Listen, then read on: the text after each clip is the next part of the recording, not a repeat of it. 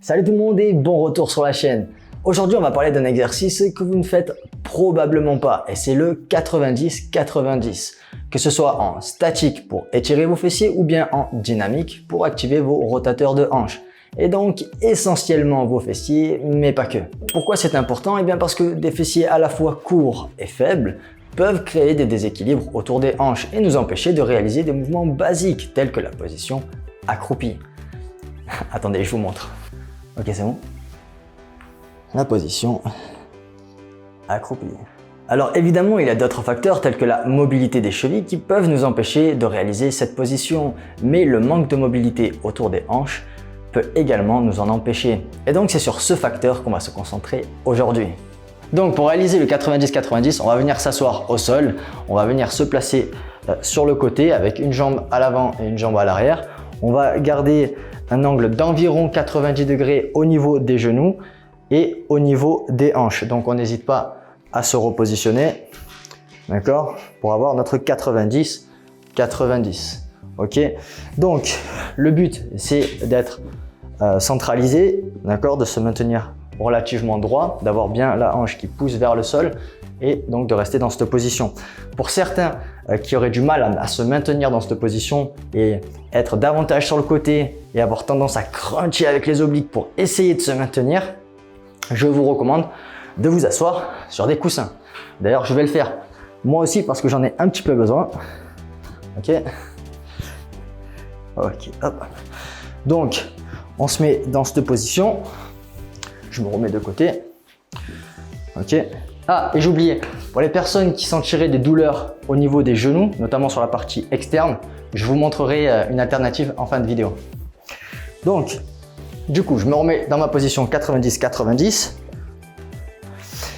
D'ici, je vais venir étirer les fessiers de la jambe avant. Donc, je vais venir m'incliner vers l'avant en maintenant le dos le plus droit possible jusqu'à sentir l'étirement dans les fessiers.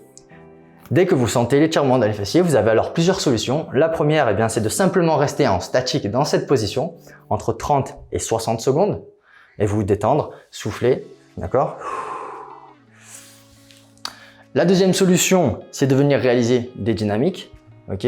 Donc, redresser le buste avant de s'incliner à nouveau et faire 10 à 15 répétitions comme ceci, ok? Alors évidemment, on peut venir s'aider des mains dans un premier temps, légèrement. On essaye de pas trop s'aider des mains quand même, jusqu'à éventuellement le réaliser sans les mains. Vous pourriez réaliser cet exercice avant votre étirement passif par exemple, d'accord, en guise d'échauffement pour activer vos muscles et les préchauffer avant de les étirer passivement. Ça peut être une solution. Ok. Ensuite, la troisième solution et que j'aime beaucoup, c'est de réaliser des contractions relaxation. Donc, dans cette position, on va venir pousser la cuisse, le genou et finalement toute la jambe jusqu'au pied dans le sol pendant 5 à 10 secondes. Et progressivement, seconde après seconde, on va essayer de pousser de plus en plus fort. Une fois que ce temps il est écoulé, 5 à 10 secondes, on va venir relâcher et descendre davantage dans l'étirement et maintenir la position à nouveau 5 à 10 secondes. Et on peut venir répéter ce cycle de contraction-relaxation jusqu'à atteindre notre amplitude maximale qui est donc jusqu'à ce que l'on sente qu'on ne pourra pas descendre plus bas sans douleur excessive. Donc là, admettons, je réalise à nouveau une contraction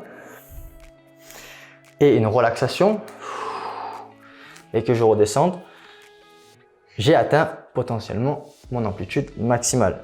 Donc ici, pour les personnes qui souhaiteraient davantage améliorer leur souplesse avec un peu plus de challenge, lors de votre dernier cycle de relaxation, vous pourriez rester dans cette position et réaliser un passif entre 30 et 60 secondes.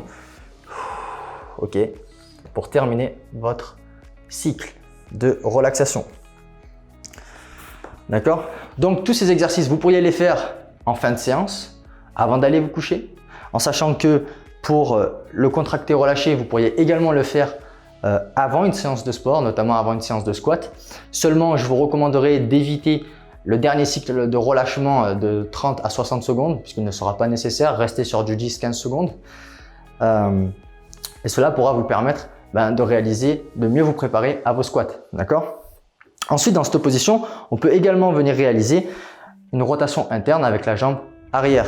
Donc pour ce faire, on commence déjà par se redresser et on essaye de tourner le buste à environ 90 degrés vers la cuisse de la jambe arrière, d'accord? Donc déjà dans cette position, essayez de trouver un confort dans l'inconfort puisque c'est pas évident.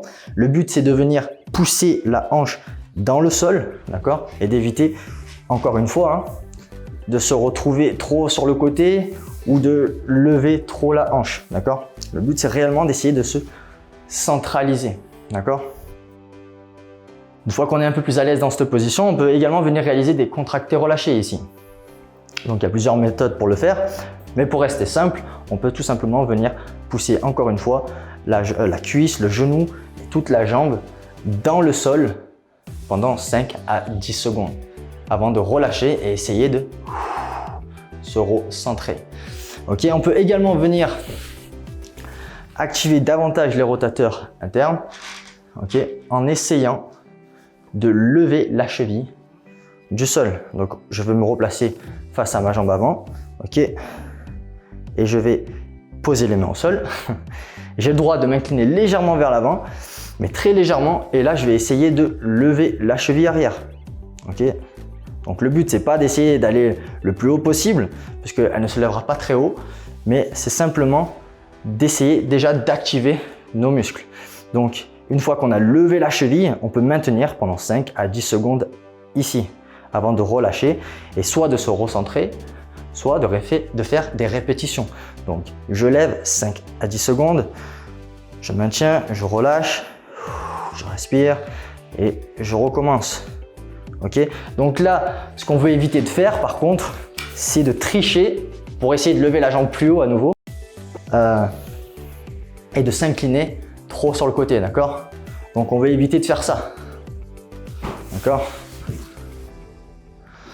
On veut vraiment essayer de rester le plus centré possible. Encore une fois, on peut légèrement s'incliner vers l'avant, d'accord? Mais on veut vraiment éviter d'aller sur le côté pour essayer de lever encore plus haut. Voilà, une fois que vous aurez fait ce côté, vous pouvez faire la même chose de l'autre côté. Donc maintenant, pour les personnes qui ont des problèmes au niveau du genou, enfin qui sentent une douleur au niveau du genou de la partie externe, notamment due à une mauvaise rotation de hanche, donc vous pouvez quand même réaliser cet exercice ou en tout cas vous focaliser sur la rotation externe en vous asseyant sur une chaise. J'espère que là le focus il est sur moi.